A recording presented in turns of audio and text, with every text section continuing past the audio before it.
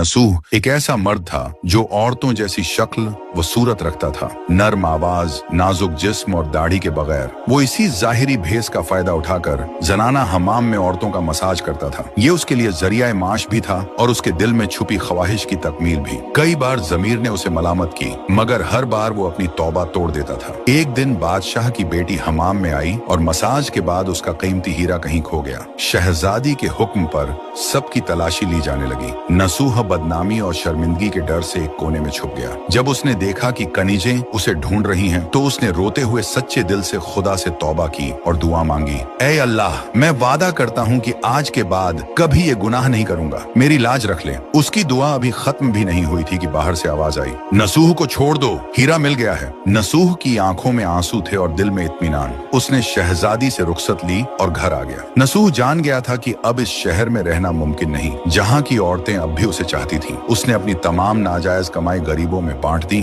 और शहर छोड़कर एक वीरान पहाड़ी पर चला गया। वहाँ वो अल्लाह की इबादत में मशगूल हो गया। एक दिन उसे एक भैंस नजर आई जो घास चर रही थी। उसने सोचा कि ये किसी चरवाहे की होगी और जब तक उसका मालिक न आए वो इसकी देखभाल करेगा। कुछ दिन बाद एक तिजारती काफिला रास्ता भूलकर वहाँ पहुंचा। प्यास की शिद्दत से निढाल ताजिरों को नसूह ने अपनी भैंस का दूध पिलाया और सबको सैराब कर दिया। नसूह के अच्छे अखलाकन से मुतासिर होकर ताजिरों ने जाते हुए उसे बहुत सारा माल बतौर तोहफा दिया। नसूह ने इन पैसों से वहाँ एक कुआं खुदवा दिया। आहिस्ता आहिस्ता उस कुएं के इर्द गिर्द लोग बसने लगे और इमारतें बनने लगी।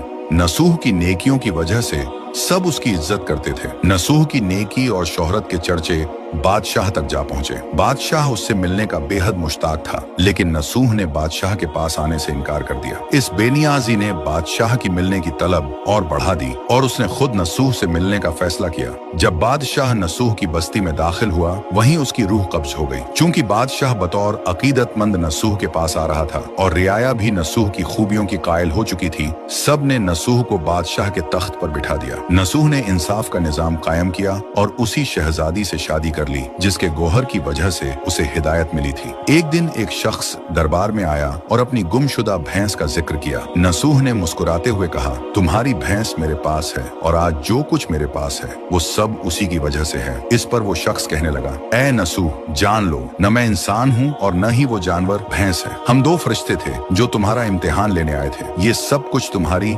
सच्ची तौबा का नतीजा है। ये कहकर वो दोनों फरिश्ते नजरों से गायब हो गए। इसी वजह से सच्चे दिल से की गई तौबा को तौबा नसूह कहते हैं।